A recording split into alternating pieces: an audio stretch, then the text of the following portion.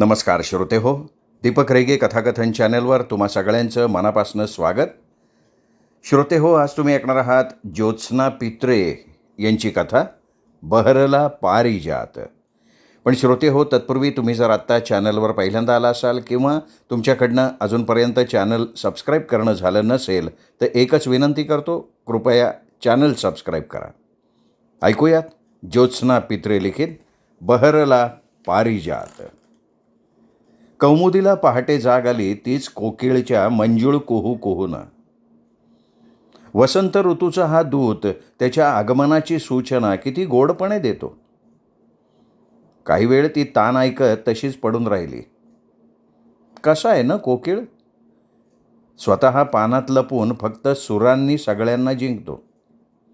ज्याला दिसला तो भाग्यवानच. हलकेच हसत ती उठली.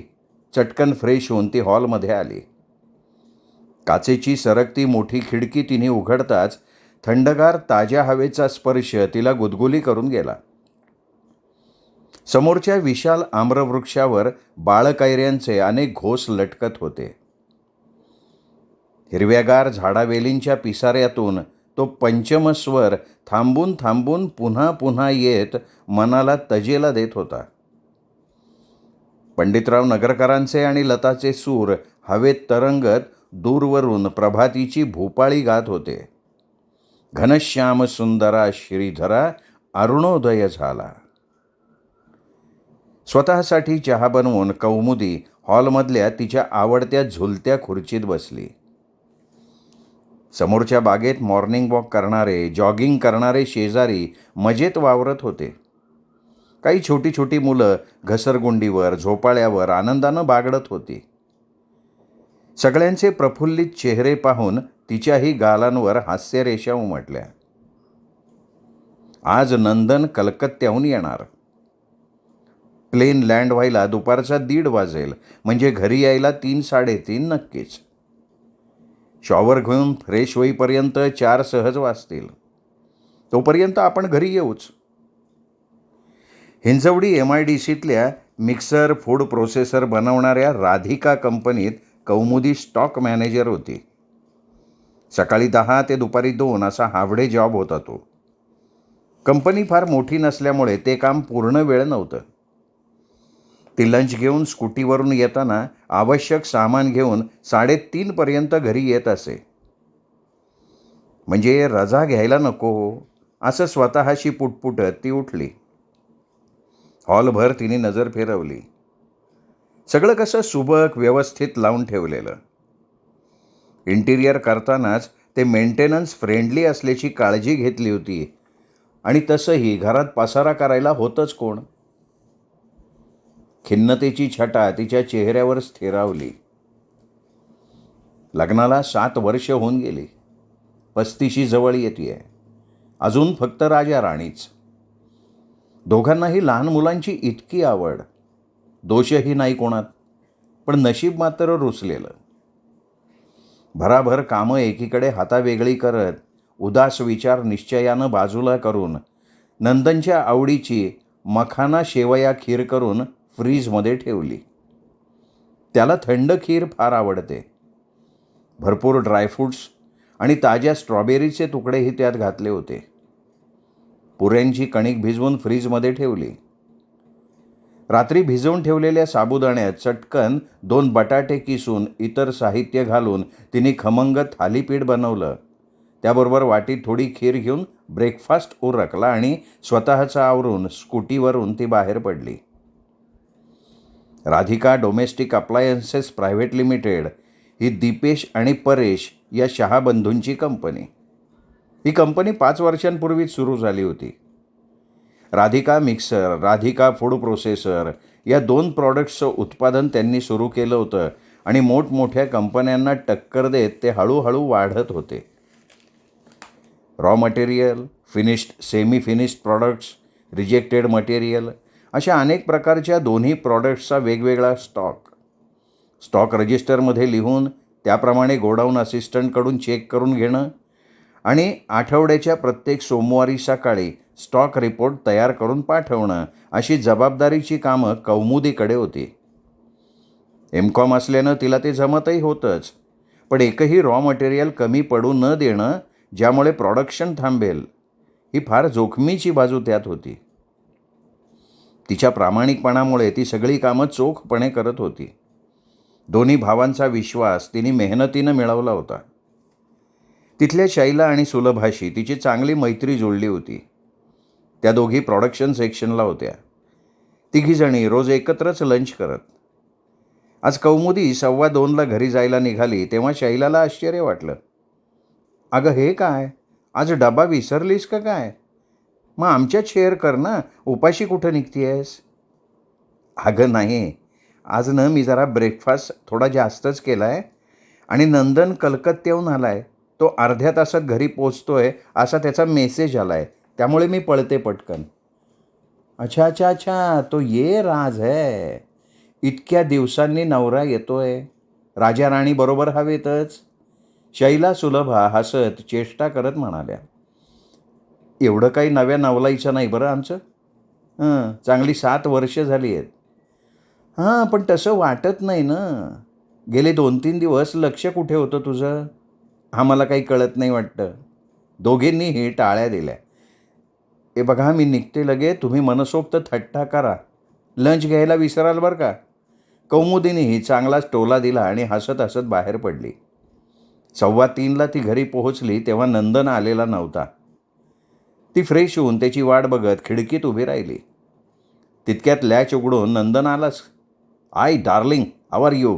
हां, गिव्ह मी जस्ट 2 मिनिट्स, असं म्हणत ट्रॉली बॅग खेचत तो बेडरूममध्ये गेला. त्याच्या नुसत्या येण्यानंच चैतन्याचा दरवळ सगळ्या घरात पसरला. कौमुदी खुशीत लगबगीनं किचनमध्ये आली. तिने मगाशीच फ्रीजमधनं कणिक बाहेर काढली होती. उकडलेले 4 बटाटेही काढले होते. आता खिरीचा बाऊलही काढला. बटाटे चिरून चटकन एकीकडे खमंग भाजी परतायला ठेवली, दुसरीकडे गरम गरम टमटमीत फुगलेल्या पुऱ्या. वा वा वा, काहीतरी मस्त बेत बनवतेस वाटतं. अगं तू पण आत्ताच आली असशील ना? मग सकाळी एखादं डिश मिल बनवून ठेवलं असतं तरी चाललं असतं की. तिच्या कमरेभोवती हात टाकत तिला जवळ घेत तो म्हणाला. अरे हे बघ, झालंच 5 मिनिटात. खीर नेऊन ठेवतोस का टेबलवर? जी मॅडम, खीर ठेवतो, बाउल्स घेतो, झालं तर डिश, चमचे. पुरे झाला फाजीलपणा. बाकीची तयारी केली आहे टेबलवर. बघ तरी. सॉरी सॉरी सॉरी, चुकलो. खफा मत हो ना. नाटकीपणे बोलत बोलत त्यांनी कलकत्त्याहून आणलेला रसगुल्ल्यांचा बॉक्स बाहेर काढला. आणखीनही काही बॉक्स काढून ठेवले. अरे किती काय काय आणलंयस? सौमित्रची आवडती मिठाई? सगळ्यांची फरमाईश लक्षात आहे माझ्या. तुझ्यासाठी तू सांगितलेल्या लाल पांढऱ्या बांगड्याही आणल्या आहेत, बघून घे. वा, मिलियन थँक्स. आणि ती स्पेशल पिंजर म्हणजे काय? त्याच्याशिवाय घरात प्रवेश मिळाला असता का मला? बरं, नंतर बघू. हां, आधी जेवूया ना गरम गरम. बेशक, मलाही खूप भूक लागली आहे. 10 दिवसांनी बायकोच्या हातचं जेवणार म्हणून प्लेनमधला लंच घेतलेला नाही मी. फक्त ज्यूस घेतला आणि एक सँडविच. तिने दोघांचं जेवण वाढून घेतलं आणि खीरपुरीचा पहिला घास नंदनला भरवला. त्यांनीही तिला भरवलं. हसत खेळत गप्पा मारत जेवणं झाली. तू माझी आवड नेमकी लक्षात ठेवून सगळं बनवतेस हा? फार कौतुक वाटतं मला नेहमी तुझं. नंदन मनापासनं म्हणाला. अरे किती आवडतं आम्हा बायकांना नवऱ्याला आवडीचं करून खाऊ घालायला. इतरांचं सोड गं, माझी बायको मात्र अगदी खासम खास आहे. लपवून ठेवलेली निळसर रंगाची सोनेरी बुट्ट्यांची नाजूक काठांची साडी तिच्या भोवती लपेटत नंदन म्हणाला. आय्या किती छान आहे रे. टच किती सॉफ्ट आहे. मस्त सरप्राईज. खूप आवडली. पण हल्लीच तर नेपाळहून तू ड्रेस मटेरियल आणलंस. आणि तुझ्यासाठी काय? बायकोची खुशी. आम्हा नवऱ्यांना दुसरं काय हवं असतं? एकुलत्या बायकोचे लाड नाही करायचे तर कोणाचे करायचे? कौमुदीचे डोळे एकदम भरून आले.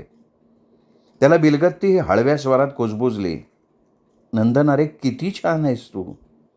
किती जपतोस मला. किती प्रेमाने सांभाळतोस.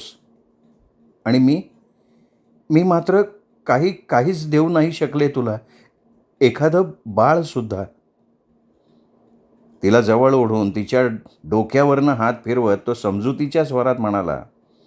अगं, जे आपल्या हातात नाही त्याबद्दल खेद खंत कशासाठी? आणि किती वर्ष? हा विषय आता इथेच थांबवायला हवा ना आपण? हे बघ कौमू, असेल नशिबात तर अजूनही येईल कुणीतरी. वेळ गेलेली नाही आहे. पण त्यासाठी तू तुझा जीव असा जाळू नकोस बुवा. मी एकदम हॅपी आहे तुझ्याबरोबर. खरंच सांगतोय. मग विषय बदलत त्यानं कलकत्त्याच्या गमती सांगायला सुरुवात केली. संध्याकाळी सौमित्र शालाका आलेच. भालो अचेन, भालो अचेन, कसा आहेस? बोंधू बोंधू असं म्हणत नंदनला मिठी मारून झाली. मित्र असला तरी भेटल्यावर लाडका बोंधूच. मिठाई खात गप्पा खूप रंगल्या. एकीकडे रवींद्र संगीताच्या रेकॉर्ड्स, सौमित्रेचं बंगाली मिश्रित मराठी. हॉटेलमधूनच त्यांनी जेवण मागवलं. रात्री उशिरापर्यंत चौघं गप्पा मारत बसले. नंदनच्या कंपनीतले प्रोजेक्ट, पण जास्त तर करून गप्पा. माशेर झोल, फिश फ्राय, झालमुडी. कौमुदी काही दिवस नंदनच्या सहवासात कलकत्त्याच्या गप्पांमध्ये आणि नवीन साडीचे फोटो मैत्रिणींना पाठवण्यात रंगून गेली. पण मूळ विषय तिच्या मनातून जाता जात नव्हता. कुठल्या ना कुठल्या निमित्तानं तो डोकं वर काढी आणि ती मनातून कोसळून जाई, पुन्हा उदास होत असे. नंदनला तिची ही अवस्था बघवत नसे. तिची खुशी वरवरची आहे हे तो जाणून होता, पण तो तरी काय करणार होता? गेल्या 2-3 वर्षात अनेक एक्सपर्ट्सना भेटून झालं होतं. चेकअपच्या रिपोर्टची फाईल फक्त जाड होत होती. दोष दोघातही नव्हता. हवा तो रिझल्टही मिळत नव्हता. आता पुढे काय? IVF test, test tube baby, surrogacy, vitro fertilisation असे अनेक पर्याय समोर होते. घरात चर्चाही झाल्या. पण ते काही ना काही कारणानं बाद झाले. अति खर्चिक, अति त्रासाचं, खात्रीशीर नसलेले, दुसऱ्या बाईच्या गर्भात वाढणारं मूल, असं काही नको असे अनेक विषय होते. मग ॲडॉप्शन किंवा दत्तक मूल घ्यावं का? नंदनच्या आईचा तर तीव्र विरोध होता. एकुलता एक मुलगा खरा, पण वंश पुढे वाढणार नसेल तर कशाला या फंदात पडायचं? असे अनेक वाद. कौमुदीच्या मनाचीही अजून ती तयारी होत नव्हती. नंदन तर आहे तसं आयुष्य आनंदानं स्वीकारायला तयार होता. परोपरीनं कौमुदीला समजवत होता. मोठी झाल्यावर मुलं नीट वागतीलच याचा काय भरवसा? अगं, हल्ली काय काय वाचतो ऐकतो आपण. कौमुदी म्हणे, पण नंदन, मुलांना जन्म देणं, वाढवणं, ती मोठी झालेली बघणं, हेच तर आईवडील होण्याचं सार्थक आहे ना. त्यांनी पुढे कसं वागावं अशी अट का ठेवायची? ती इच्छा मनात धरून का आई व्हायचं? हे बघ, आई होण्याच्या आनंदासाठी आई व्हायचं, बाबा व्हायचं. मुलं म्हणजे काय बिझनेसमधलं एखादं प्रॉडक्ट आहेत का? प्रॉफिट व्हायलाच हवा अशी गणितं मांडायला? यावर काय बोलणार? तिचं म्हणणं खोटं नव्हतं. पण नसेल होणार तर उभं आयुष्य दुःखी करून उदासपणे का जगायचं? हा वाद संपणार कसा? मित्र म्हणायचे, अरे मजा करा लेको, जग फिरा, आनंद लोटा, कधीही एन्जॉय करा. आयुष्यातल्या या संकटाला संधी समजा. अरे आमच्याकडे बघा, मुलांच्या शाळा, परीक्षा, ट्युशन्स, शाळा, कॉलेज, चक्र चालूच आहे. आम्ही त्यात भरडले जातोय. तुम्ही मुक्त आहात. अरे तुम्ही तरी मस्तीत जागा की. नंदनची आई तर कौमुदीवर पहिल्यापासनं तशी नाराजच होती. तिच्या मैत्रिणीच्या कावेरीच्या मुलीशी नंदनचं लग्न लावून द्यायचं तिने मनाशी पक्क केलेलं होतं. नेत्रा त्याला साजिशी होती. इंटिरियर डिझायनर होऊन स्वतःचा स्वतंत्र व्यवसाय करत होती. नंदन, नेत्रा लहानपणापासूनचे फ्रेंड्स होतेच. अशात अचानक एक दुपारी नंदन कौमुदीला घरी घेऊन आला. वरवरचं का होईना, पण हसून बोलणं जड गेलं त्याच्या आईला. नंदनचं आणि कौमुदीचं प्रेमही तसं अचानकच जुळलं. कौमुदीचे बाबा दातार सर, नंदनच्या इंजिनिअरिंग कॉलेजमध्ये प्रोफेसर. इलेक्ट्रिकल इंजिनिअरिंगच्या शेवटच्या 2 वर्षात ते महत्त्वाचा पोर्शन शिकवायचे. त्यामुळे लेक्चर संपल्यावर ही चर्चा, पुस्तकांची देवघेव चालू असायची. नंदन त्यांचा लाडका विद्यार्थी. तो कॉलेजात पहिला येणार अशी चर्चा. पोर्शनबद्दलची काही डिस्कशन्स करायला त्यांच्या ग्रुपला सरांनी 3-4 वेळा घरी बोलवलं. तेव्हा त्यांची मुलगी कौमुदी भेटली. पाहता क्षणी त्याला ती आवडली. विद्यार्थ्यांना चहा खाणं देणं, बाबा घरी नसताना कोणी आलं तर नोट्स पुस्तकं ठेवून घेणं, अशी काही कामं ते नेहमीच करायची. तिची आई 4 वर्षांपूर्वी अचानक गेल्यापासनं ती तरुण वयातच जबाबदारीनं वागायला शिकली होती. एकदा दुपारच्या वेळी नंदन कॉलेजमधनं घरी जात असताना रस्त्यात एका फळवाल्याशी हुज्जत घालत असलेली कौमुदी त्याला दिसली. त्यांनी चटकन स्कूटर थांबवली. काय, मनासारखे ॲपल्स मिळत नाही आहेत का? काय रे भैया, बहन जी को क्यों तंग करताय? कौमुदीनी वळून बघितलं आणि हसत म्हणाली, अहो बघा ना, 2 रुपयेसुद्धा कमी करत नाहीत हे भैये. अहो पण तुम्ही इकडे कसे? माझं घर इथे जवळ आहे. पण तुम्ही काय ॲपल घ्यायला नेहमी इथे येता का? दोघं खळखळून हसले. चला निघते, बाबा येतील आत्ता. नाही, सरांना आज खूप उशीर होईल बहुतेक. कॉलेजमध्ये एक महत्त्वाची मीटिंग सुरू होती सगळ्याच प्रोफेसरांची. नंदन घाईने तिला थांबवत म्हणाला, आता किती छान सावली पसरली आहे, थंड वारा सुटला आहे, नाही का? कॉफी प्यायलो आपण इथेच जवळ कुठे, म्हणजे तुमची हरकत नसेल तर बरं का. कौमुदी काही क्षण विचार करत म्हणाली, ठीक आहे, चालेल, म्हणजे बाबा लगेच घरी येणार नसतील तर. जवळच्या CCDमध्ये ते गेले आणि गरम कॉफीबरोबर थोड्या गप्पाही झाल्या. ती गरवारेमधून BCom झाली होती, MComच्या पहिल्या वर्षाला होती. माझ्या बाबांशी तुमच्या गप्पा चांगल्या रंगतील बरं का. ते CA आहेत ना. लहानपणापासून त्यांचे काही टिपिकल कमेंट मी ऐकतोय ना, हे टॅली नाही झालं, तो खर्च कशात दाखवायचा वगैरे वगैरे. जाम काही कळत नाही आपल्याला. ती खळाळून हसली. तिचा एरवीचा काहीसा गंभीर चेहरा त्या हसण्यानं एकदम बदलून गेला. अचानक पावसाची हलकीशी सर यावी, वातावरण एकदम शीतल गंधित व्हावं, तसं काहीसं. तिच्या हनवटीवर हलकीशी खळी उमळली आणि नंदन मुग्ध झाला. हसत हसत ती काय बोलली आणि नंतर तो घरी कधी पोचला, एका गोड तंद्रीत स्वतःचं बाण हरवून कितीतरी वेळ तो गुंतूनच गेला. मग नेमका बाबा नसतानाच नंदन कसा काय घरी येतो, या कोड्यात ती अडकली. तुम्ही वरून तू, मग आय लव्ह यू पर्यंत गाडी कधी कशी पोचली, गुलाबाची एक एक पाकळी अलगद उलगडावी, तशा हव्याशा भेटीगाठी आणि न संपणाऱ्या मग गप्पा. कौमुदीनं आपलं हे गोडगुपीत प्रिय मैत्रीण शलाकाला सांगितलं. कविता करण्याची हौस असलेल्या शलाकानं तिला कोणातरी कवयित्रीची कविताच ऐकवली. पुस्तकातली खूण कराया दिले एकदा पीस पांढरे, पुस्तकातली खूण कराया दिले एकदा पीस पांढरे, पिसाहुनी सुकुमार काहीसे देता घेता त्यात थरारे. खूप वेळ शलाका कौमुदीला नंदन कसा तिच्यात गुंतलाय हे तिलाच समजवत राहिली. शेवटचं वर्ष संपता संपताच नंदनला कॅम्पस इंटरव्ह्यूत फिलिप्स कंपनीची जॉब ऑफर आली. काही महिन्यांनी रिझल्टनंतर तो तिथे जॉईनही झाला. फर्स्ट क्लास मिळवून कॉलेजात इलेक्ट्रिकल इंजिनिअरिंगला नंदन पहिला आल्यामुळे दातार सर खुश होते. कौमुदी ही नंतरच्या वर्षी MCom झाली. घरात लग्नाच्या गोष्टी सुरू झाल्या. नंदनलाही थोडी वरची पोस्ट मिळाली. प्रोबेशन पिरियड संपल्यानं पगारही चांगलाच वाढला होता. एका रविवारी त्यांनी सरांकडे जाऊन रीतसर कौमुदीचा हात मागितला. त्यांची परवानगी मिळाल्यावर लगेच अधीरपणे तिला घेऊन घरी गेला. बाबांना कौमुदी आवडली.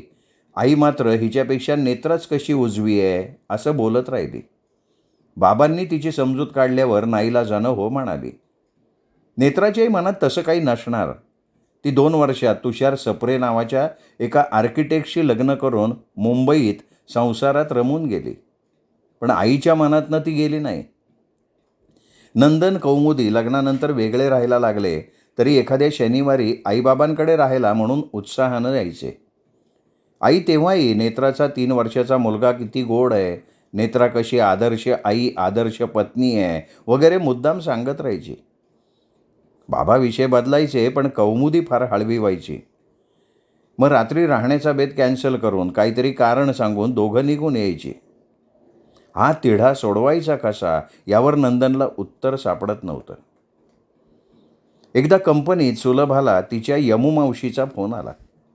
मावशीच्या मिस्टरांनी कोकणातून भरपूर कोकण मेवा आणला होता. त्यातले काही पदार्थ तिने सुलभाला घेण्यासाठी ठेवले होते. ते घेऊन जायला बोलवलं होतं. सुलभानं कौमुदीला पकडलं. येतेस का माझ्याबरोबर मावशीकडे? मी आज हावडे घेते, तुलाही देईन. उद्या माझ्यातला थोडा खाऊ. अगं येईन की, त्यात काय. ते खाऊचं बघू नंतर, पण फार लांब नाही आहे ना? म्हणजे माझ्या स्कूटीवरनंच जाऊ आपण. ट्रॅफिक सुरू व्हायच्या आत निघू. अगं ते तर जमणारच आहे. इथून फार लांब नाही आहे. फार फार तर 1.5-2 किलोमीटर असेल. दोघे 2:30 वाजता निघाल्या. सुलभानं हात करून एका ठिकाणी तिला थांबवलं आणि ती स्कूटीवरनं उतरली. स्कूटी तिथंच पार्क करत कौमुदीनं उतरून पाहिलं तर मातृमंदिर नावाच्या अनाथाश्रमाचा बोर्ड. अगं हे काय, इथे कुठे आलो आपण? मावशीचं घर कुठे आहे? अगं मावशी तर सदाशिव पेठेत राहते. ती इथे मॅनेजर म्हणून काम करते. कंपनीपासून जवळ आहे ना, म्हणून इथेच बोलवलं तिने. चल चल आत तर जाऊ. अर्ध गोलाकृती मोठ्या मेटल बोर्डच्या खालून दार उघडून दोघी आत गेल्या. प्रवेशद्वारापासून थोड्या अंतरावर एक बैठी बंगली होती. दोन्हीकडे झाडं लावलेली होती. फुलझाडांच्या छोट्या छोट्या कुंड्या ठेवल्या होत्या. बंगलीच्या पायऱ्यांजवळ एक मोठा लोखंडी पाळणा, त्यावर जाळीदार कपडा घातलेला. जवळच एका खांबाला टांगलेली एक मोठी पितळी घंटा. लांब लचक वरांड्यात लाकडी बाकं, खुर्च्या, एकाला एक लागून काही खोल्या. दरवाजे बंद, खिडक्या उघड्या होत्या. आतून काही मुलांचे, काही मोठ्या बायकांचे आवाज, मध्येच बाळाजो जोरे. दोघी वरांड्यातल्या एका बाकावर बसल्या. झाडांना पाणी घालणाऱ्या एका बाईनं एक दार उघडून वर्दी दिली. त्यांना बसायला सांगून ती पुन्हा कामाला लागली. 2-3 मिनिटातच यमू मावशी बाहेर आली. भारदस्त व्यक्तिमत्वाची, प्रेमळ चेहऱ्याची ती हसतमुख मावशी बघून कौमुदीच्या मनावरचा उगाचच आलेला ताण काहीसा कमी झाला. सुलभानं दोघींची ओळख करून दिली. मावशी त्यांना घेऊन ऑफिसमध्ये आली. एका बाईला बोलवून तिने चहा आणायला सांगितला आणि छान हलक्या फुलक्या गप्पा मारायला लागली. एकीकडे पिशव्यातून तिने काजूगर, आंबावडी, फणसपोळी, ताजी कोकम, जांभूळ सरबत असं छान छान सामान काढून सुलभाला दाखवलं आणि ते सगळं एका पिशवीत भरून ती पिशवी सुलभाच्या स्वाधीन केली. बरं का सुले, यांनी खूप ताजे झाडावरून काढलेले आवळे आणलेत. लोणचं घालून ठेवते. 15 दिवसांनी येऊन घेऊन जा. अरे वा, मावशी असावी तर अशी. सुलभाच्या कानात कुजबुजत कौमुदीनं हलकेच तिला चिमटा काढला. चहा झाल्यावर मावशी आश्रम दाखवायला दोघींना आतमध्ये घेऊन गेली. अगदी 3-4 दिवसांच्या बाळापासून 12 वर्षांच्या मुलापर्यंत मुलं मुली तिथे होते. एकूण 8-10 लहान मोठ्या खोल्यांचा बंगलाच होता तो. स्वयंपाकघरही लांबलचक होतं. तिथे 3-4 जण काही ना काही करत होते. बाकीच्या खोल्यात पाळणे, कपाटं, बेड्स, अभ्यास करणारी, खेळणारी मुलं. ते अनाथालय वाटतच नव्हतं. बायका मुलं घरच्यासारखी वावरत होती, हसत होती, मस्ती करत होती, भांडत होती. काही मुलं रडत होती. काही ठिकाणी रागवारागवीही चाललेली होती. मुलांचे चेहरे घरातल्या मुलांसारखे नॉर्मल होते. केविलवाणेपणा वगैरे कुठेही नव्हता. एकत्र नांदणारं एक मोठं कुटुंब वाटलं ते दोघींना. 2 तास कसे निघून गेले कळलंच नाही दोघींना. तिथल्या मुख्य मॅडम, इतर बायका यांच्याशी बोलून त्या निघाल्या तेव्हा 5 वाजून गेले होते. ट्रॅफिक सुरू झाला होता. सुलभाला तिच्या घराकडे जाणाऱ्या मेन रोडवर सोडून कौमुदी घरी पोचली तेव्हा संध्याकाळचे 7 वाजत आले होते. फ्रेश होऊन ती स्वयंपाकाची तयारी करायला लागली तेव्हा येताना आणायच्या वस्तूंची लिस्ट बघायला पण विसरलो हे तिच्या लक्षात आलं. इतक्या कशा आपण त्या वातावरणात रमलो याचं ती स्वतःशी आश्चर्य करत राहिली. कितीतरी वर्षांनी तिला विलक्षण हलकं, प्रसन्न वाटत होतं. अचानक कोणीतरी गुलाब पाणी शिंपडल्यासारखं. तिथली ती 20-25 निरागस बाळं, त्यांच्या बाललीला, त्यांचं बागडणं. नेहमीची कामं बाजूला करून हॉलमध्ये सोफ्यात आरामात रेलून कौमुदी पुन्हा पुन्हा ती दृश्य पाहत राहिली. आवडीची फिल्म बघावी ना तशी. मग भानावर येत तिने दोघांच्या आवडीचं जेवण ऑर्डर केलं. कपाटातून नक्षीदार क्रोकरी काढली. मागवलेले पदार्थ त्यात छान सजवून ठेवले. काकडी टोमॅटोचे पातळ काप करून ते बिर्याणीच्या बाऊलमध्ये कडेने नीट सजवले. पापड, मिरची तळून ठेवली. डेझर्ट म्हणून मागवलेलं कॉफी वॉलनट आईस्क्रीम डीप फ्रीजमध्ये ठेवून दिलं. 2 उंच नक्षीदार बाऊलही त्याच्या शेजारी थंड करत ठेवले. छानशी नायटी घालून हलकीशी लिपस्टिक ओठावर फिरवून नंदनची वाट बघत ती पुन्हा त्या गोड वातावरणात रमून गेली. तिच्यातल्या उत्साही बदलानं नंदन त्या रात्री तर खुश झाला, पण तो उत्साह नंतरही काही दिवस खळाळत राहिला. आपल्या समजवण्याचा कौमुदीवर छान परिणाम झाला या कल्पनेत तो रमला. 15-20 दिवसांनी कौमुदी पुन्हा सुलभाबरोबर लोणचं घ्यायच्या निमित्तानं गेली आणि नंतर वेळ मिळेल तेव्हा एकटीही तिथे जात राहिली. मुलांना कधी गोळ्या, बिस्किट्स, वेफर्स, लाडू, वड्या असं काय काय खाऊ न्यायला लागली. आश्रमाचा 15वा वर्धापन दिन 26 जानेवारीला होता. कमू मावशींशी आता तिची छान मैत्री जमली होती. सुलभानी आणि मावशींनीही तिला या समारंभासाठी आवर्जून बोलवलं. कौमुदी, ए कुमाव. नंदन तिला हाका मारत घाईघाईनं किचनमध्ये आला. नेपाळला जाऊन आल्यापासनं तो तिला कुमाऊ म्हणे. खूप मूडमध्ये आल्यानंतर, काय रे, एवढं काय झालंय? अरे तुम भी खुशी से नाच उठोगी. मला कळेल असं सांगशील का नुसतीच कोडी घालशील? अगं एक मस्त प्लॅन आहे. आत्ताच राजीवचा फोन आला होता ना, त्यांनी प्लॅन केला आहे. आपण 4 जोड्यांनी मॉरिशसला जायचं 3-4 दिवस. आपण चौघे आणि विशू, सारिका, आनंद, स्वाती. काय म्हणतीयस? कौमुदी यावर फारशी रिॲक्ट न होता विचार करत टॉमॅटोचं सार ढवळत राहिली. अरे एवढी मस्त न्यूज दिली, आनंद नाही वाटत आहे का तुला? गॅस बंद करून पॅनवर झाकण ठेवत कौमुदी किचन ॲप्रन काढून नंदन शेजारी खुर्चीत बसली. कधी जायचा प्लॅन आहे? अगं तशी डेट अजून फिक्स नाही केली, पण 26 जानेवारीला जोडून सुट्ट्या येत आहेत. त्यामुळे 25 ते 28 जानेवारी असे 4 दिवस जायचं म्हणतायत सगळे. तुला रजा घेता येणार नाही का? अरे तो प्रश्न नाही आहे, पण नंदन, मी तुला ना एक ग्रँड सरप्राईज देणार होते 26 तारखेला. एके ठिकाणी तुला घेऊन जाणार होते. कौमुदी हळवेपणानं म्हणाली. नंदन एकदम गंभीर झाला. काय गं एवढं सिक्रेट? सांग तरी मला. आता सांगायलाच लागणार आहे. ऐक. असं म्हणत तिने त्याला मातृमंदिरबद्दल सविस्तर सांगितलं आणि 26 जानेवारीच्या त्यांच्या खास कार्यक्रमाबद्दलही. पण मग आता काय करायचं रे? तुझा आग्रह असेल तर आश्रमात नंतर जाऊ आपण. आत्ता पिकनिकला जाऊ. काहीशा निराशेनं ती म्हणाली. आश्रमाबद्दल बोलतानाचा कौमुदीचा हर्षोत्फुल्ल चेहरा आणि शेवटची भावविवशता नंदनच्या मनाला भिडली. तो काही वेळ विचार करत राहिला. आपण पिकनिकला कशासाठी जाणार होतो? मुख्यतः कौमुदी खुलून यावी म्हणून. या मनस्थितीत ती मॉरिशसला आली तर आत्ताचा मूड घालवूनच बसेल.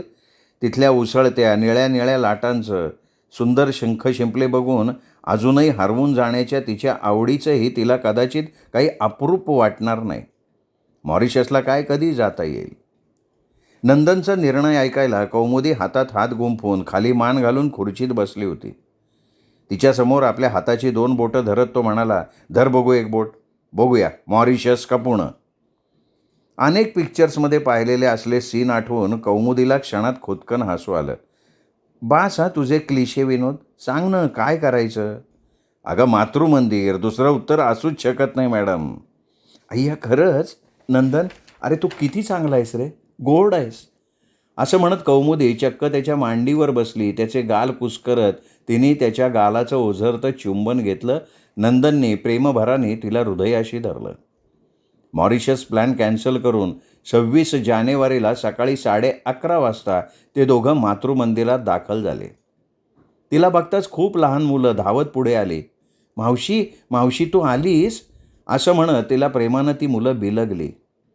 सुलभानं बागेतली फुलं देऊन नंदनचं स्वागत केलं आणि दोघांना त्यांच्यासाठीच्या राखीव खुर्च्यांमध्ये बसवलं. लहान लहान मुलांच्या नाचगाण्यांचा उत्साही कार्यक्रम, मावशीचं आणि अध्यक्षांचं भावपूर्ण भाषण, नंतरचं स्नेहभोजन. कौमुदीबरोबर नंदनही स्वतःला विसरून 3-4 तास तिथे रमला. जाताना त्यांनी एक चेकही मावशींच्या स्वाधीन केला. मोबाईलवर तिथले छान छान फोटो घेतले. इतक्या सुंदर ठिकाणी नेल्याबद्दल कौमुदीचंही त्यांनी कौतुक केलं. ते फोटो त्यांनी त्याच्या मित्रांना, कंपनीच्या CEOंना आणि तत्सम काही जणांना व्हॉट्सअपवरून पाठवून दिले. तो उपक्रम प्रत्यक्ष पाहण्याचं आवाहनसुद्धा केलं.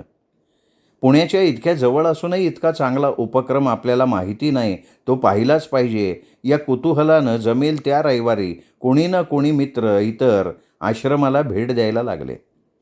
तिथलं एकत्र कुटुंबासारखं आनंदी वातावरण बघून जमेल तशी मदत द्यायला लागले. कळस म्हणजे नंदनचे आईबाबासुद्धा तिथे जाऊन आले आणि ते भारावूनच गेले. दातार सरांमुळे कॉलेजचे अनेक प्राध्यापकही तिथे गेले. अनाथाश्रमाकडे बघण्याचा अनेकांचा दृष्टिकोनच बदलला होता. कोणतं तरी एक मूल दत्तक घेऊन वाढवण्यापेक्षा अशा एखाद्या चांगल्या उपक्रमाशी संलग्न होणं, तिथे वेळ देणं, जमेल तशी मदत करणं, यात नंदन कौमुदी मनापासनं रंगून गेले. बहरला पारिजातदारी, फुले का पडती शेजारी या गाण्यात सत्यभामा श्रीकृष्णाकडे तक्रार करते, पारिजात माझ्या दारात, फुलं मात्र रुक्मिणीला. इथे मात्र ही चिमणी फुलं शेजारच्या अंगणात खेळताना बहरताना पाहून नंदन आणि कौमुदी आनंदी होत होते. कारण आश्रम चालवणं त्यांना शक्य नव्हतं, पण आश्रमाच्या मदतीसाठी एक चेन उभी करणं, त्यांना हवा असलेला आधार देण्यासाठी योग्य माणसं गोळा करणं हे मात्र त्यांना नक्की जमणार होतं. तो आनंदाचा पारिजात त्यांनी स्वतःच्या दारात लावला आणि शेजारच्या अंगणातली फुलं आनंदानं गोंजारत फुलवत राहिले. श्रोते हो, तुम्ही ऐकत होता ज्योत्स्ना पित्रे लिखित बहरला पारिजात ही कथा कशी वाटली कमेंट करून जरूर कळवा. कथेचा व्हिडिओ लाईक करा. आपल्या कथाप्रेमी मित्रपरिवारात, नातेवाईकात कथा शेअर करा. भेटत रहा दीपक रगे कथाकथन चॅनलवर अशाच उत्तम कथा कादंबरी ऐकत राहण्यासाठी. आणि तुम्हाला नोटिफिकेशन पटकन मिळावं कुठल्याही कथेचं किंवा कादंबरीच्या भागाचं, म्हणून चॅनल सबस्क्राईब करायचं हे लक्षात ठेवा. धन्यवाद.